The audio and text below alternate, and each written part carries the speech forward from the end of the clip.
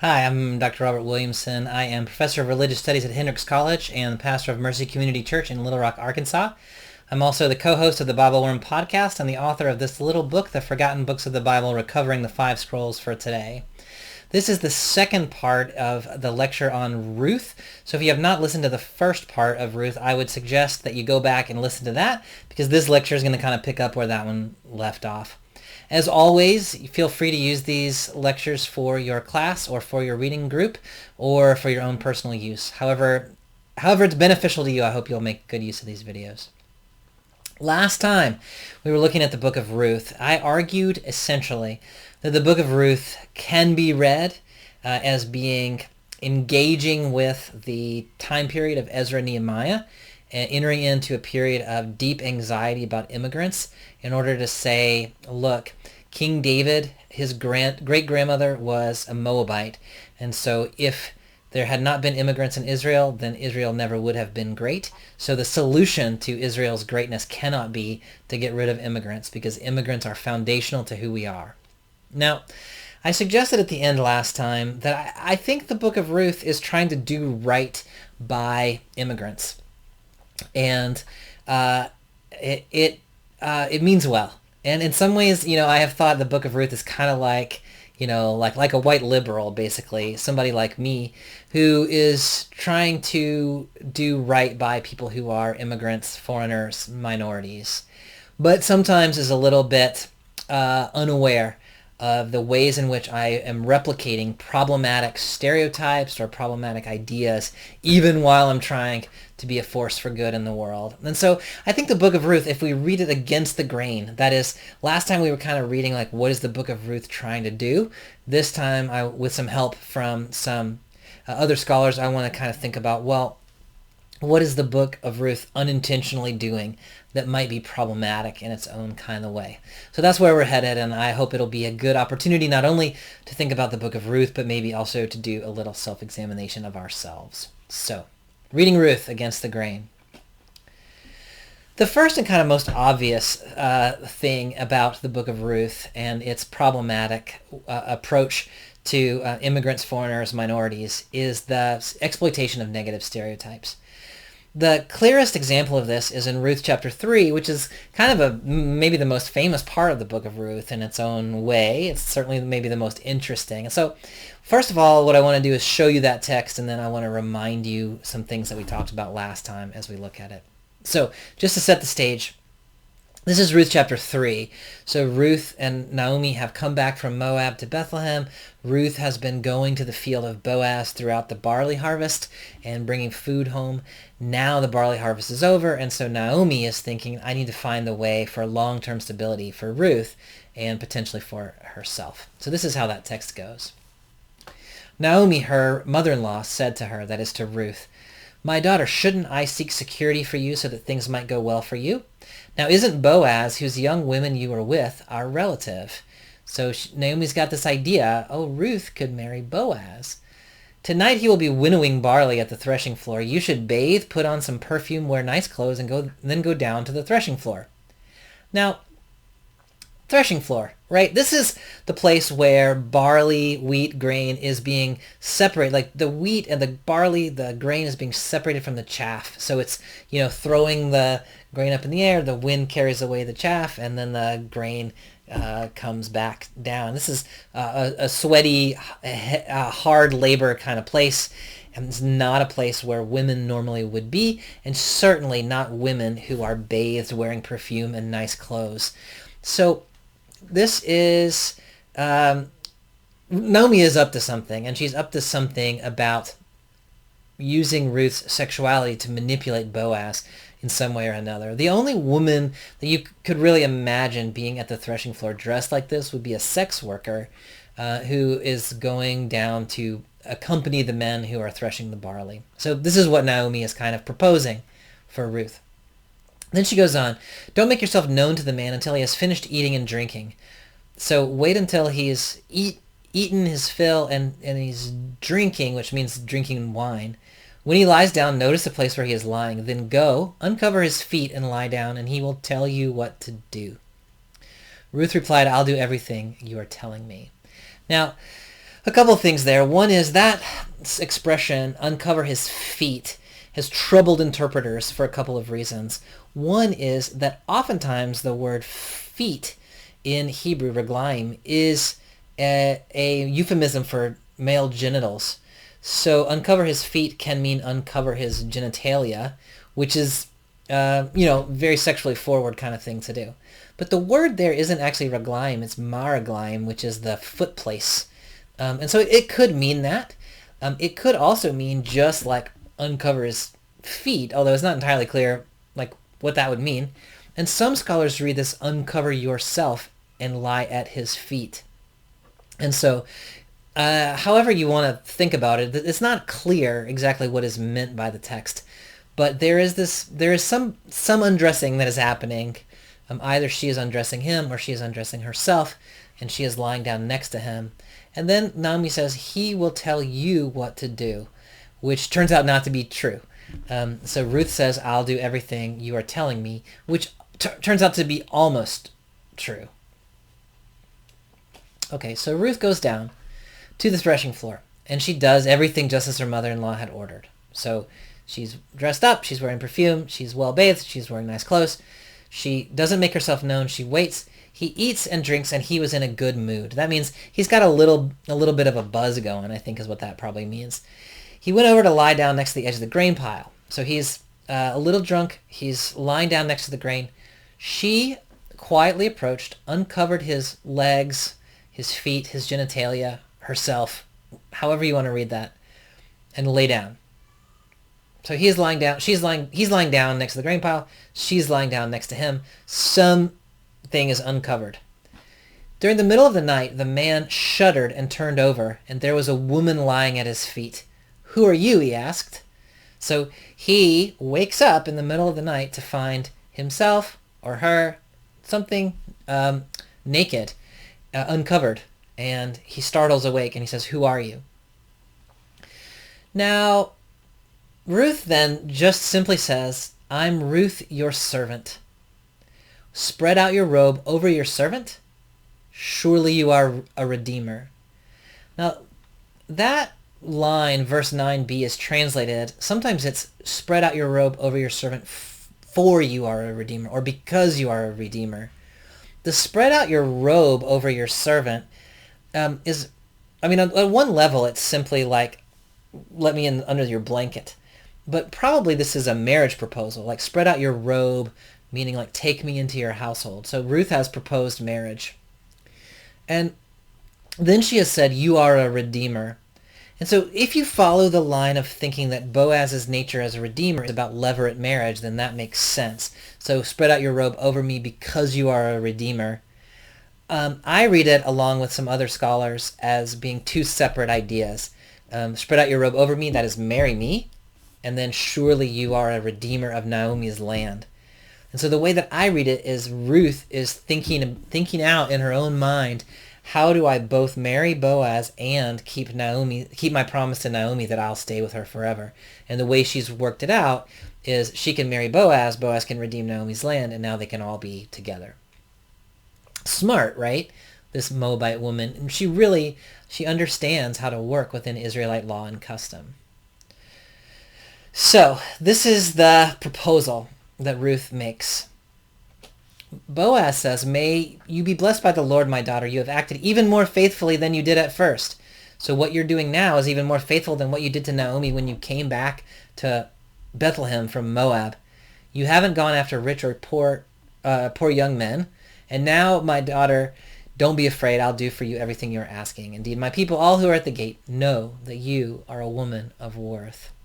So this thing that Ruth has done by proposing this marriage and land redemption is an even greater act of faithfulness than coming back to Moab. It's not entirely clear what Boaz means there exactly. I think he means that Ruth's act of faithfulness now to Naomi, figuring out how to redeem her land with Boaz, keep the family together, is greater than coming back. One can also read it as Boaz saying, the thing you're doing for me now, that is marrying me, is an even greater honor than what you did for Naomi.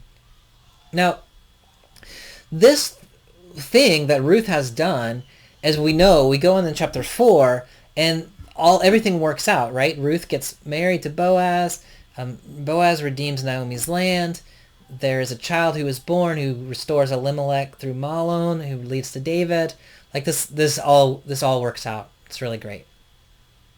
But the thing to notice here is the way in which this story in Ruth chapter 3 plays into the stereotypes of Moabites from all the way back in Genesis chapter 19, which we talked about last time. You'll remember from that text that the Israelite legend about the origin of Moabites is that one of Lot's daughters, fearing that she was not going to have a child, got him drunk and lay with him without him knowing it. So Moabite women are kind of sexually forward in the Israelite telling. They're kind of sexually dangerous. They're willing to kind of do things sexually that other women might not be willing to do. That's because they're Moabites. That's what Moabites do. And so in order to arrange this kind of marriage and redemption, the text and or Naomi plays with this stereotype of Moabites, this kind of sexual perversity or sexual adventurousness. I don't know how you want to think about it, but the stereotype of Moabites as being sort of sexually forward. And so Boaz wakes up, and he is, he's basically in the position of Lot, right? So a woman has lay with him. He's gotten drunk. A woman has laid down with him. She's a Moabite. He wakes up. Like, he doesn't know what happened, right? So there's been this kind of manipulation through the stereotype of what Moabite women are like. And Ruth, in order to secure herself and her family and her love for Naomi, has had to kind of replay this Israelite stereotype of what Moabite women are like. So the text plays into this stereotype, kind of a damaging stereotype of what Moabite women are like. So even as it is depicting Ruth as this kind of model citizen, model immigrant, it is also saying she's a sexual deviant who's willing to do this thing in order to secure her relationship with Boaz. Now, there's a couple of other things that play out also in the book of Ruth. In trying to sort of read against my own tendencies, I read a number of minority women in particular who read the book of Ruth and with a sharper eye toward the circumstances of Ruth as a character in the text than I tend to have. So one of those scholars who is very sharp reader of all biblical texts but of Ruth is Gail Yee. Dr. Yee is a Chinese-American biblical scholar. She's fourth generation Chinese-American. And she writes about the similarities of Ruth the Moabite to her own experience of being a Chinese-American woman living in the United States. And she does it with two ideas, the first of which is Ruth as a perpetual foreigner. So I mentioned last time this tendency in the book of Ruth to describe Ruth as the Moabite. So while they're in Moab, it just refers to her as Ruth. But as soon as they start into Israelite territory, to Bethlehem, it starts referring to her as Ruth the Moabite. So in 122, Ruth the Moabite from the territory of Moab. Then it's Ruth the Moabite in 2:2 said to Naomi. And then she's a young Moabite woman from Moab. And then Ruth the Moabite said, and then you are also crying Ruth the Moabite. Over and over and over again, 4:10, I have acquired Ruth the Moabite. It's almost like the Moabite becomes her last name. Like people are unable to say Ruth without then going on and saying the Moabite, almost all the way through the text. So she is being marked repeatedly as a Moabite foreigner who is an outsider to Israel. Now, Gail Yee says this kind of idea of being perpetually foreign, that is, you will never be fully integrated into society. Ruth the Moabite can never fully become Ruth the Israelite, even though she is married to Boaz and she is the great-grandmother of King David. She's always going to be Ruth the Moabite. She's going to be marked as different. What Gail Yee says about that is being marked as a perpetual foreigner means for Asian Americans like her, people saying, where are you from? And she goes on to say, when I tell whites that I'm from Chicago, they are not satisfied.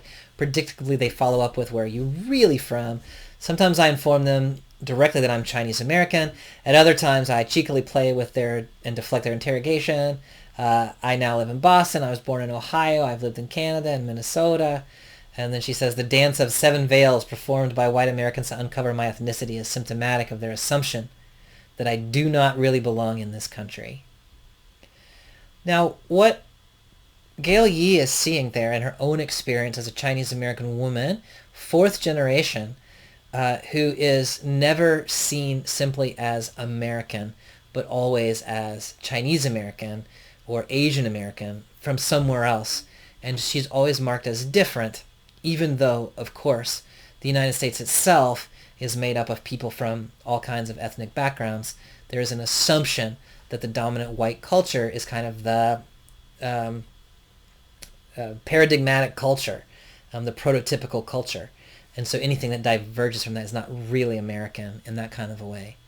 So Gail Yee says, look, the book of Ruth, in making this case that Ruth the Moabite can become a good Israelite, is nonetheless marking her as Ruth the Moabite. It's not allowing her to truly become integrated into Israel. It is keeping her one step removed, always marked as a foreigner, no matter how hard she tries.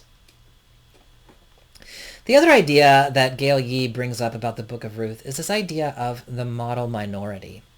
So if you go back and look at the way Ruth is treated in the book of Ruth, if you remember, she is seen as kind of polite, hardworking, deferential. She is always kneeling and bowing down to people. The overseer of Boaz's farm says, she's been working ever since she got here. She hasn't even sat down for a moment. There's this kind of sense of Ruth does all the things. She knows Israelite law and Israelite custom. She knows how to navigate Israelite culture. She knows that she's just an immigrant, and she says, how do I deserve your favor, Boaz? I'm just a Moabite. She lowers herself in that way. And so what Gail Yee says is this is very similar in her experience to the Asian American experience of being labeled as model minorities. That is, the stereotype that Asian Americans are like what minorities ought to be, what immigrants ought to be, as like, the stereotypes are about their whatever, their math ability and their diligence and the hard work and so on and so forth. And these get held up as kind of Asian Americans aren't like other immigrants because they are all of these positive things. And Gail Yee says, but what is camouflaged by the notion of model minority is the question model of what and model for whom. And so she says model minority could imply that Asian Americans are exemplary despite the fact that they happen to be colored, and as such still inferior to the dominant white society. So the idea of model minority kind of has embedded in it this kind of dig about like, well, they're pretty impressive even though they're not white, right? On the other hand, the phrase could mean that Asian Americans are exemplary and other racial ethnic groups should take after them. So African Americans or Latin Americans or whomever should be more like Asian Americans, who are the model minority. So then she says the model minority stereotype then becomes more of a critique and denigration of other racial groups rather than a compliment to Asian Americans. So what Yee is trying to suggest there, what she is suggesting there about the book of Ruth, is that the book of Ruth sets Ruth up as having value as an immigrant only because she is such a model of what a good immigrant should be. She has kind of cast off the stereotypes of Moabiteness, and she has become deferential and hardworking and so on and so forth. So it's to say Ruth is acceptable as a Moabite because she is a model Moabite. She is an immigrant the way Israelites want immigrants to be. And that does damage not only to Ruth, but also to Moabites and also to other immigrant groups. It's a really fascinating reading that Yee has given. So the book of Ruth, which I think is trying to do this kind of positive thing about, hey, look, immigrants can be great. Yee is saying, well, hang on a second. In order to get to that point, it's doing some damage to immigrants as well. Finally, I want to look at briefly this argument from Yolanda Norton, who's a womanist biblical scholar who teaches at the Graduate Theological Union out in the San Francisco Bay Area, Ruth is read, Yolanda Norton reads Ruth as an assimilationist text. That is, it only likes Ruth because Ruth is willing to cast off her Moabite-ness to embrace fully her Israelite-ness. And so she assimilates in a way that does damage to her own cultural identity. The core text that Norton looks at is 1:16 and 17, which is this famous text that we talked about last time, sometimes used in marriage services. Ruth says, "Where you go, I will go. Where you stay, I will stay." Then she says, "Your people will be my people. Your God will be my God. Where you die, I will die. There I will be buried. And may the Lord do this to me, and more so if even death separates me from you." So she's given up her people. She's given up her God.